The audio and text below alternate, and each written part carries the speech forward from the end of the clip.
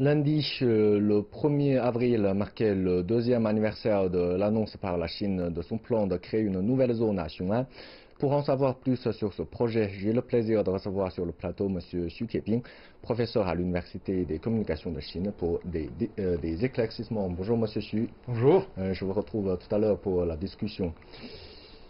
La construction de cette zone est décrite comme une partie de la stratégie du millénaire de la Chine. La nouvelle zone se situe à environ 100 km au sud-ouest du centre-ville de Beijing et comprend 3 districts de la province du Hebei. Sa principale fonction est de faciliter l'intégration de Beijing, Tianjin et Hebei et de relocaliser les fonctions non capitales de Beijing. Bonjour Monsieur Xu, comme tout à l'heure on vient de voir dans le reportage, l'un des objectifs de la création de cette zone est d'alléger Beijing des fonctions non liées au statut de capitale. Alors la question qui se pose naturellement est de savoir donc quelles sont les fonctions considérées comme appartenant en propre à la capitale. Si on voit par exemple l'évolution de la capitale Pékin, depuis plus de 70 ans environ, je pense qu'il y a aussi connu plusieurs périodes. Au début, on était plutôt politique, économique, et après, pendant la réforme, ça devient un peu trop commercial et businessman. Moi, je pense que maintenant, c'est un peu la troisième période où on a rénové, je dirais, les idées. Si on résume, je pense les fonctions, disons, capitales, peuvent se résumer ainsi. Politique, certainement, administrative, comme toutes les capitales, et après, suivi culturel. Voilà. Puisque Pékin, c'est tout de même un des centres, je dirais, culturels les plus importants. Et après, aussi, communicationnel et transport sportif, toutes les activités un peu sociales. Et enfin, je pense, sinon exclusives, mais au moins sur de premier plan, c'est le centre international. Alors pour le reste, je pense, les productions financières, bien sûr, Pékin, il charge certaines fonctions, mais c'est tout à fait relatif. Enfin, c'est aussi, il faut dire que Pékin, aujourd'hui, c'est une ville, méga-city de surpoids, avec 22 millions d'habitants. Ça dépasse la limite. Puisqu'on parle de la délocalisation, alors concrètement, comment faire? C'est de délocaliser des entreprises, des enseignements, des établissements d'enseignement, des hôpitaux? Alors, moi, je pense qu'il faut donner quelques exemples concrets. Premièrement, qu'il existe vraiment une ligne, je dirais, de délocalisation uniquement selon sa nature étatique ou, disons, privée ou mixte? Non. Je pense que depuis 10 ans qu'on a vu, par exemple, l'artillerie de la capitale se déplacer tout près de Tangshan. Certaines usines étatiques en Pékin se ferment, se délocalisent plus de moitié. Donc, ce n'est pas seulement la nature des entreprises. Et enfin, c'est surtout, moi, je pense que c'est lié avec certains principes de l'économie, notamment des entrepreneuriats. Ça dépend des secteurs. Ouais, alors, le secteur, la distance avec les lieux de matières premières, la disposition, je dirais, de main-d'œuvre, la productivité, mais aussi certains, je dirais, lieux de production, lieux de rayonnement liés avec l'endroit où se trouve la ville. Par exemple, s'il y a une entreprise privée à délocaliser, on ne va pas le forcer quand même. Je pense que maintenant, c'est que la tendance, bien sûr, c'est de conseiller que vous allez là et de l'autre endroit trouver, vous fournir des faveurs. Notamment, je pense que le Shandong, le Hebei et le Shanxi, les provinces tout autour de Pékin, parce que finalement, on ne veut pas, par exemple, des villes, disons, surchargées et la campagne qui reste un peu exode et vide. Alors là, c'est pour revivifier aussi l'économie locale. D'accord. Sinon, en ce qui concerne les établissements publics, tels que les hôpitaux, les écoles, tout ça, comment faire le tri? Comment faire le tri? Par exemple, si une école, s'il y a 2 écoles, comment choisir celle qui va partir et celle qui va rester pour les habitants de Pékin? Ça reste encore, je dirais, à titre laissé. Qu'on le sait, par exemple, au début, c'est que chaque ministère, de grandes institutions, s'affiche ses choix. Faut-il, moi je dirais, un déplacement total ou plutôt par une manière, disons, par étapes? D'abord, on fait soit le partenaire, le mixte, avec les institutions locales, soit simplement on s'établit de succursales. Moi je pense maintenant c'est surtout la façon de succursale est à la mode. Finalement, à peu près une dizaine de grandes universités, mais aussi des hôpitaux, l'école, je dirais, ou les institutions d'enseignement renommées, non pas déplacement total, mais fait de partenaires ou de, je dirais, de mixité avec des institutions locales, pour que finalement Xiong'an, au début, devienne une sorte de, je dirais, un lieu de haut enseignement et de soins de service sur de premier plan, mais secondaire, et petit à petit, ça devient aussi un des centres, je dirais, dans ce domaine, dans toute la région Pékin-Tianjin et le Hebei. D'accord. Donc, pour délocaliser tout ça, il faut d'abord des infrastructures. Hein. Ben, justement, 2 ans après la création de cette zone, où en est-on de la construction de cette zone de Xiong'an? Moi, je parle un peu plus loin. Je pense que dans les années 50, quand on a fait, par exemple, l'urbanisation, on était fortement sous l'influence soviétique. Pékin, aussi d'autres grandes villes. Et depuis les années 90, c'est-à-dire l'année de réforme, qu'on est, moi je pense que de plus en plus je dirais, des ajouts, ou disons des segments venus des États-Unis comme CBS ou d'autres, est entré dans la tête des décideurs, des urbanisateurs. Et maintenant, c'est la troisième période. Maintenant, on le voit, c'est-à-dire une meilleure unification, planification, une considération prioritaire pour l'écologie. Et enfin, ça change aussi surtout le sens de dimensionnalité, c'est-à-dire la dimension, non pas en désordre total, toujours en expansion, et enfin, avec le développement de technologies maintenant, c'est-à-dire qu'on a dit intelligence artificielle, tout ce qui est de communication de génération plus récente, je dirais aussi, quand on pense par exemple des choses là, des choses disons propres liées avec l'harmonie de vivre, entrer dans les décideurs de urbanisateurs.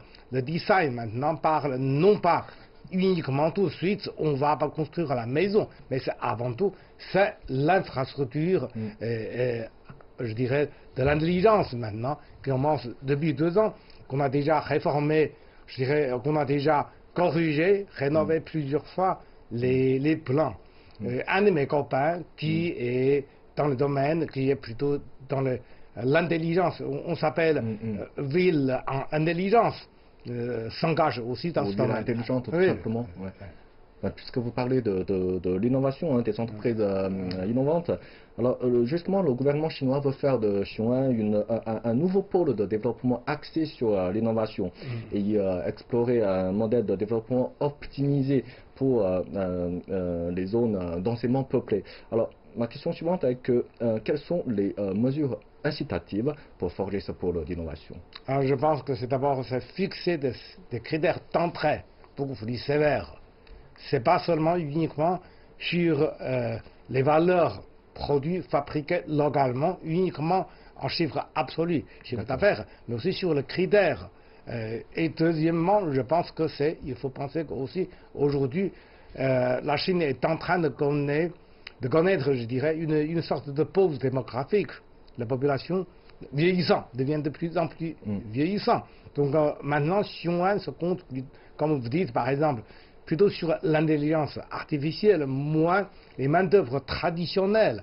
C'est là que je pense que c'est différent que les centres économiques, industriels, historiquement créés par ailleurs en Chine. Et Xiong'an va avancer autrement. Oui. Un des points, moi, je pense aussi important, même si maintenant on mentionne seulement pas très beaucoup, c'est que finalement, Xiong'an se trouve pas trop loin à la mer, mais pas tout à fait, disons, lié à la mer.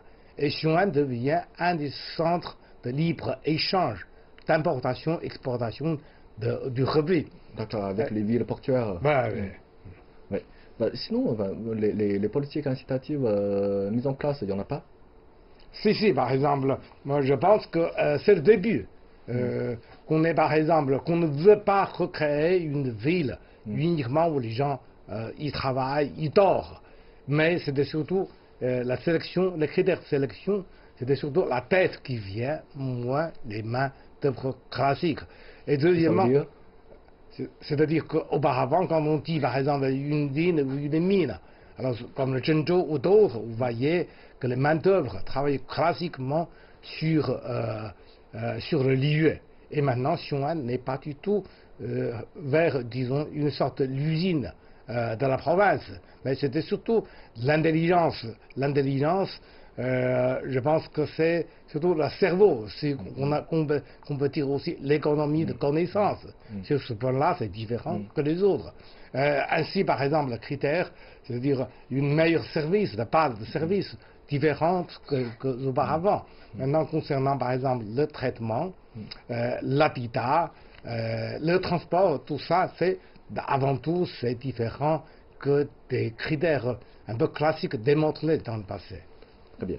Ben, peut-on avancer un parallélisme entre le développement futur de Xiong'an et celui de Shenzhen, sachant que ce dernier était un tout petit village assoupi dans la province du Guangdong, qui s'est métamorphosé depuis les années 80 en une mégalopole internationale très dynamique. Alors, est-ce que ce parallélisme est légitime?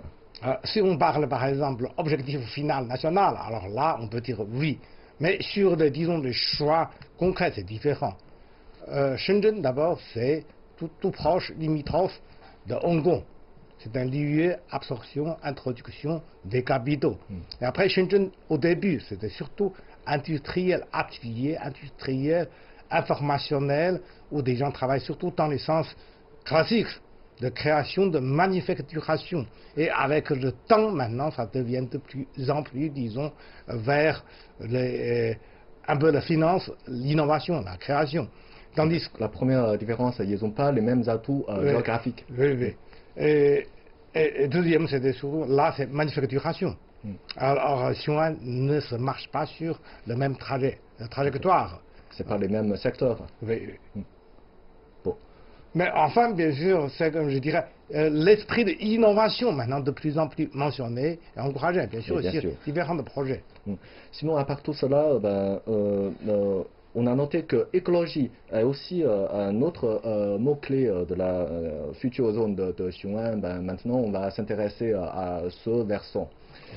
Appelé les reins du nord de la Chine, il a souffert de la pollution et de plusieurs décennies de surexploitation. Aujourd'hui, les experts et les autorités locales tentent de restaurer la beauté naturelle du lac Baiyangdian. Avant le début des efforts de restauration, Xiao Guohua et son équipe ont tenté de déterminer à quel point l'eau était mauvaise. Nous collectons des échantillons d'eau et de boue du lac Baiyangdian. L'enquête vise à fournir les données essentielles et une base scientifique en vue d'une restauration écologique. L'enquête s'inscrit dans le cadre d'un projet mené par l'Académie des sciences halieutiques. La prolifération des roseaux et l'industrie aquacole locale sont à l'origine d'une grave eutrophisation, qui est un terme scientifique qui décrit un accroissement de plantes aquatiques et d'algues.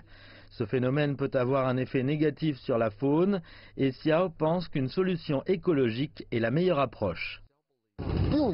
Idéalement, les roseaux ne devraient recouvrir que 70% de la surface. Pour maintenir ce pourcentage, il faudrait utiliser certaines espèces de poissons pour maintenir l'équilibre des plantes aquatiques ici et non les couper. Le projet devrait durer au moins 3 ans et ce n'est que le début. À l'intérieur de l'université du Hebei, les échantillons d'eau sont analysés et le professeur Krang Ming expérimente une nouvelle approche en utilisant un virus pour contrôler l'expansion de la pollution. Nous pourrons certainement trouver un virus actif qui pourrait contrôler la croissance excessive des bactéries et des algues responsables de la pollution de l'eau. Jusqu'à présent, ils ont isolé plus d'une trentaine de séquences de virus d'algues. Quelques-unes sont testées en ce moment sur des champignons dans le lac.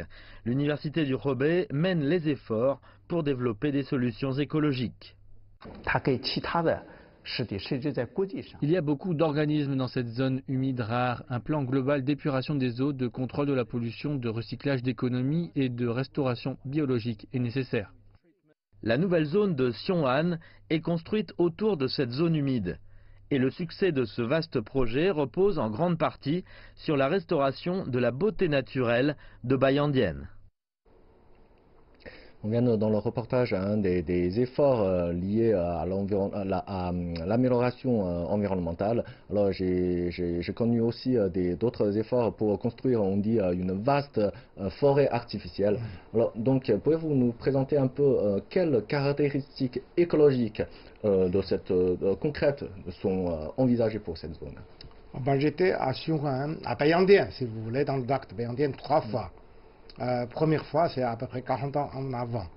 Là, de l'époque, bon, je pense que ça reste naturel, mais on manque d'eau. Après, 15 ans avant et 6 ans avant, on voit que le développement local, plutôt, je dirais, vivifière. Les gens, les paysans locaux, ils ont fait beaucoup de choses, mais les lots sont extrêmement polluants. Et maintenant, moi, si on voit, je pense que premièrement, c'est d'abord faire revivre le lac. Non seulement on creuse, on renforce la profondeur de l'eau pour arriver à environ 2 mètres environ. Mais actuellement, c'est un peu 1 mètre 30 centimes. Alors on va creuser, faire plus de réserves d'eau en tube. Et deuxième, c'est ces réserves d'eau pour construire des viviers? Oui. Et deuxième, c'est arrêter toutes ces, je dirais, élevage, disons, domestique, pas très propre. Et deuxième, c'est creuser des canaux pour relier le Yellow River, le fleuve jaune, et d'autres livres pour que l'eau, ça coule vers Tiangan et vers Tianjin. Premier, c'est pour que l'eau, canalisation. Oui, canalisation. Et deuxième, c'était surtout, je pense que c'était surtout reforestation. C'est-à-dire qu'actuellement, dans la plaine de Hebei, c'est autour de 8 à 9. Et dans le lac de Baiyangdian, c'est 11% seulement.